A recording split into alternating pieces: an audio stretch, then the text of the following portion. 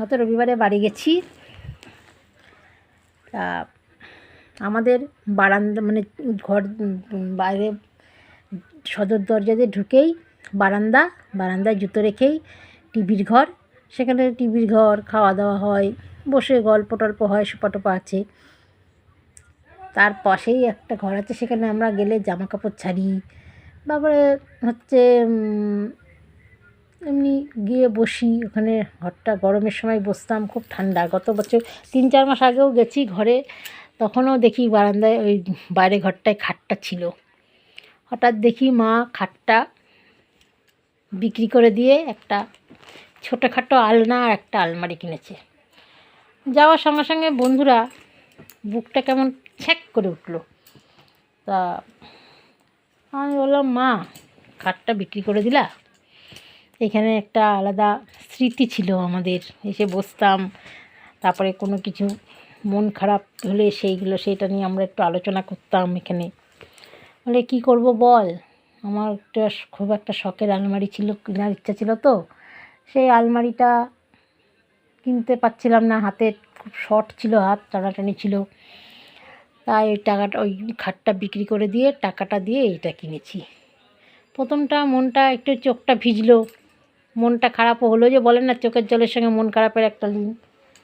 এবার খুব কষ্ট হচ্ছিল।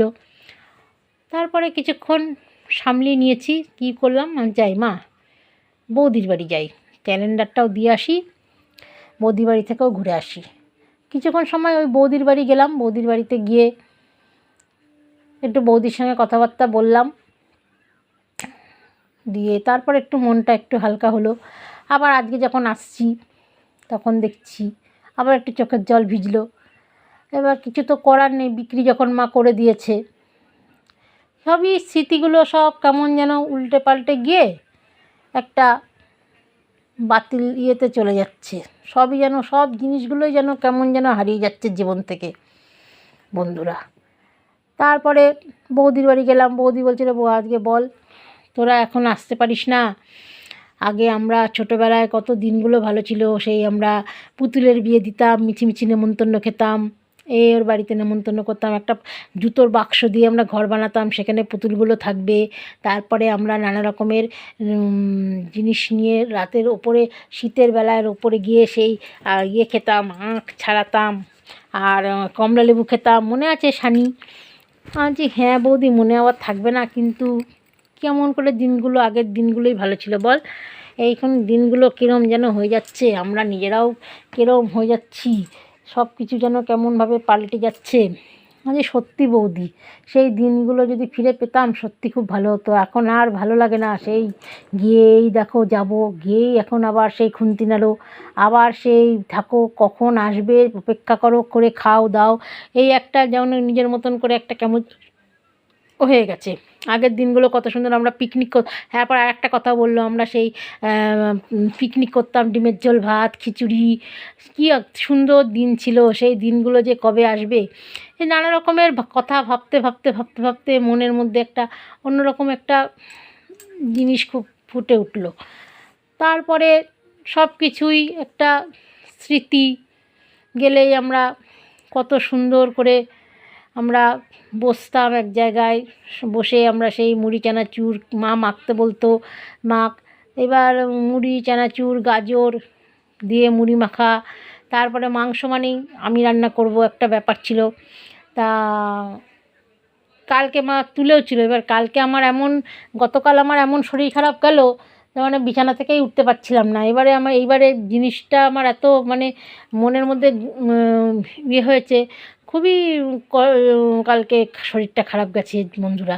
মানে জ্বর ছিল, তারপরে তোমার হচ্ছে পাতলা পায়খানা হচ্ছিল, শরীরটা ভালো লাগছিল না। তারপরে বাবা রাতে ওষুধ নিয়ে এলো, নিয়ে এসে তখন শরীরটা একটু হয়েছে না, বলতে গেলে কালকে সারা রাত রেস্টই নিয়েছি এবং ঘুমিয়েছি, শুধু ঘুমিয়েছি কালকে প্রচণ্ড, মানে বিছানা থেকে উঠতেই পারছিলাম না। যেই উঠছি বোন আসছে, বোনের ছেলেটা আসছে, ডাকছে মানি করে, আমার কথা বলার কোনো ইয়েটাই ছিল না মনের মধ্যে, একটা যে কথা বলার জন্য তাদের বাচ্চাটার সঙ্গে যে একটুখানি কথা বলবো, বাচ্চাটার সঙ্গে যে একটু খেলা করব, সেই জিনিসটাই আমি কোনো কিছু ফিরেই পাচ্ছিলাম না, এত কালকে শরীর খারাপ ছিল। তাই আজকে তাই বোনকে বললাম ফোন করে যে বোন রে কালকে, তারপর আসার সময় বললাম যে একদম ওর সঙ্গে যে একটুখানি কথা বলবো, ওর সঙ্গে যে ওকে একটু ইয়ে করবো, সেটাও আমার কালকে ইয়ে ছিল না। বোন বললো আমি বুঝতে পেরেছি তোর এত শরীর খারাপ হয়েছে, তুই মানে উঠতেই পারছিলিস না, কালকে সারাক্ষণই তোর দুর্বলতাটা ছিল। দিয়ে তারপরে একটু ওই খেলাম, আর একটু নুন চিনির জল, মুড়ি চিনি জল, কালকে এসব খেয়েই কালকে থেকেছি। কালকে খুব একটা খাওয়া দাওয়ার প্রতিও খুব একটা ন্যাক ছিল না। তারপরে মা বললো একটু ডাল দিয়ে ভাত দিয়ে অল্প করে ডাল ভাত খা, আর একটা মাংস এনেছে আমার নাম করে, এবার যদি আমি না খাই মা কষ্ট লাগবে, তাই একটু কোনো কারণে কোনো রকমে একটুখানি খেলাম মাংস। খেয়ে তারপর আবার কালকে ঘুমিয়েছি। রাত্রিবেলায় আতপ চালের ভাত খেলাম, সেদ্ধ ভাত খেয়ে দিয়ে আজকে রাতে আমাদের আবার ঋতু পুজো হয়। ঋতু পুজো হলো, সেই সকাল থেকে উপোস করে মা ঋতু পুজোর পাঁচালি পড়লো। দিয়ে মা আমি বোন তিনজনা মিলে ঋতু পুজোর পাঁচালি পড়ে এবার মা বোন প্রসাদ খেয়ে বেরিয়ে গেল, পুজো টুজো করে দিয়ে করে পাঁচালি শুনে বেরিয়ে গেল পড়াতে। তারপর ছেলে নিয়ে এলো 1টার সময়। তখন আমি একটু বৌদির বাড়ি থেকে এসে তারপরে খেয়ে দিয়ে সিদ্ধ ভাত, আমাদের আবার খাওয়ার সময় কথা বলতে নেই, কথা বললে খাওয়া আর হবে না।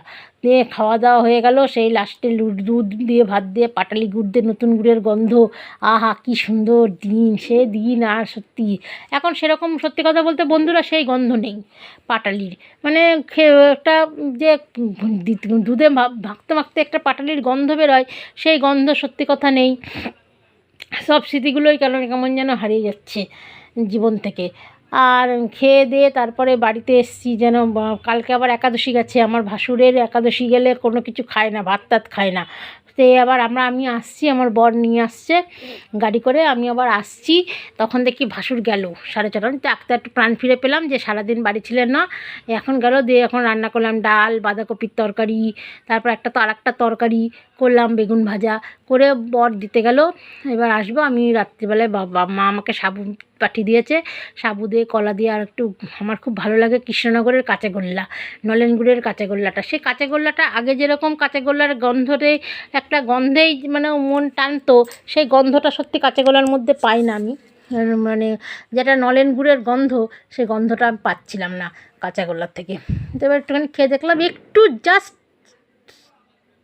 টেস্ট আসছে খেজুর গুড়ের। তা নিয়ে এসেছি, কলাও নিয়ে এসেছি। এবার বরকে বলেছি একটা দুধের প্যাকেট নিয়ে আসছে, দুধ দিয়ে জাল দিয়ে খাবো, খেয়ে দিয়ে শোবো।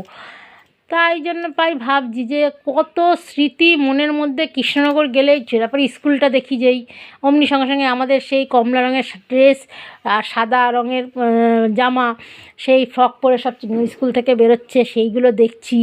আর মনে পড়ছে এই স্কুলে তো আমি আসতাম, এই স্কুলে আমি, এরকম নানা ধরনের স্মৃতি আসার সময় মনে পড়ছে, কিন্তু সেই স্মৃতি ক্ষণিকের মাত্র। এই দেখলাম টোটো থেকে যতটা দেখা যাচ্ছে দেখলাম, তার থেকে আবার চলে এলাম।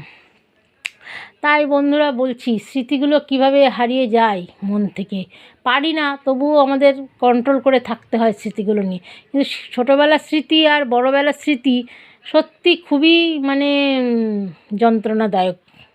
এই এই এই এই বেলাকার স্মৃতিগুলো, যে কত স্বপ্ন মনের মধ্যে আমরা আঁকড়ে ধরে বসে থাকি, এই করব, বিয়ে হবে। আমাদেরও পুতুলের বিয়ের সময় তখন আমরাও ভাবতাম আমাদেরও বিয়ে হবে, আমরাও এরকম ছেলেমেয়ে হবে, ছেলেমেয়ের বিয়ে দেবো। পরেক্ষণে দেখি সেই স্বপ্নগুলো স্বপ্নই থেকে যায়। স্বপ্নগুলো নিয়ে কারো পূরণ হয়, কারো স্বপ্নই থেকে যায়।